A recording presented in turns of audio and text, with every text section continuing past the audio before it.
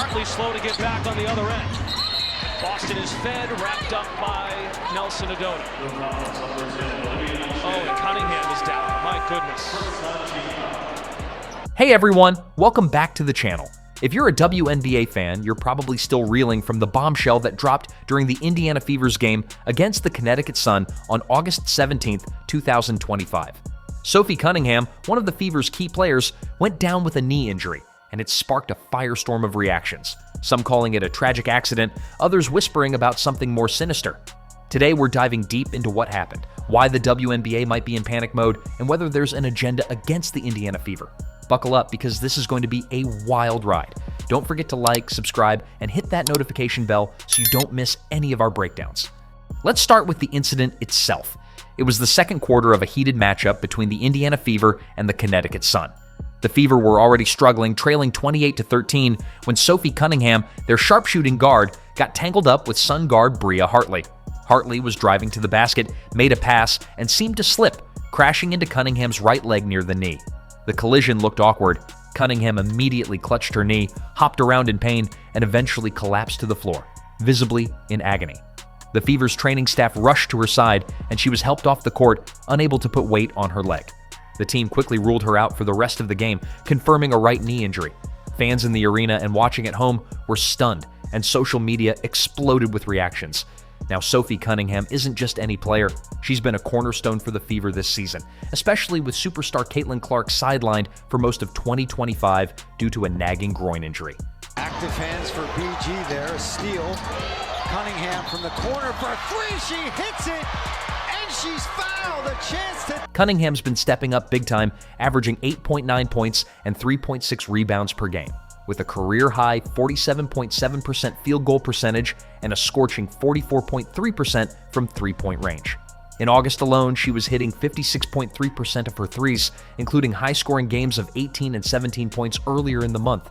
Losing her, even for one game, is a massive blow to a team already decimated by injuries. But what's got everyone talking isn't just the injury, it's the context around it and the questions it raises about the WNBA and the Fever. The Indiana Fever have had a nightmare season when it comes to injuries. Caitlin Clark, the face of the franchise, has missed 21 games, including the last 13 straight, due to a right groin injury.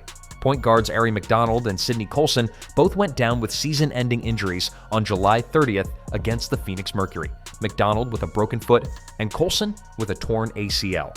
Earlier in the season, Cunningham herself missed 5 of the first 9 games with an ankle injury. Now, with Cunningham's knee injury, the Fever are down to a skeleton crew, relying on players like Kelsey Mitchell, Lexi Hull, and recent hardship contract signees Odyssey Sims and Kira Lambert.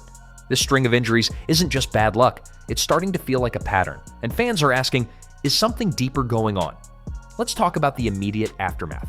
Despite being down by as much as 21 points, the Fever pulled off a miraculous 99-93 overtime victory against the Sun, thanks to a 39-point explosion from Kelsey Mitchell, tying the WNBA's single-game scoring high for the season. Cunningham, even from the locker room, took to X to celebrate her teammate, posting, "Kelsey freaking Mitchell." But the joy of the comeback was overshadowed by the uncertainty surrounding her injury. Fever beat reporter Scott Agnes dropped a major update after the game, revealing that Cunningham was scheduled for an MRI on Monday, August 18, 2025. As of now, there's no official word on the severity, but the fact that she couldn't return to the game and needed assistance to leave the court has everyone worried. What's fueling the panic isn't just Cunningham's injury, it's the reaction from those closest to her. Sophie's sister, Lindsay Cunningham, took to X with a scathing post, writing, "IWNBA, maybe you should focus less on finding players for commenting on your poor officiating and more about hiring officials that are able to call a consistent game and protect your athletes." Sophie reposted her sister's message, signaling her agreement. Then, Cunningham's mother piled on, targeting Bria Hartley directly. Hartley is a disgruntled player having trouble everywhere she goes. She's plain mean and plays out of control. These are strong words, and they've ignited a debate about whether Hartley's collision was intentional or just a freak accident.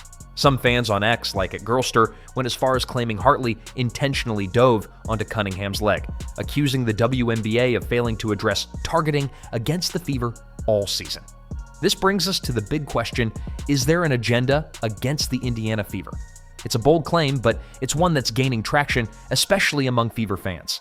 The team has been under intense scrutiny this season, largely because of Caitlin Clark's massive popularity and the expectations surrounding her. Despite her injuries, Clark's presence has brought unprecedented attention to the WNBA, with record viewership and ticket sales. But with that spotlight comes pressure, and some argue the Fever are being unfairly targeted, whether by opponents, officials, or even the league itself. Posts on X, like one from @Todd Brennan, called the 2025 season a lost one for the Fever, pointing to useless officials and reckless play as contributing factors. Another user @Jeff Benson, Iowa, echoed this, saying the WNBA needs to get control of games to prevent serious injuries. Let's break down the agenda theory. First, there's the officiating. Cunningham has been fined twice this season for criticizing refs, and her sister's comments suggest a belief that the WNBA's officiating is inconsistent and fails to protect players. Slow-motion replays of the Hartley-Cunningham collision show an awkward play, but it's unclear if it was intentional. Hartley was driving hard, slipped, and fell into Cunningham's leg. No foul was called, which frustrated many Fever fans.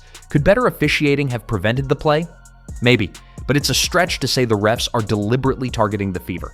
Still, the perception of bias is real, and it's fueling distrust.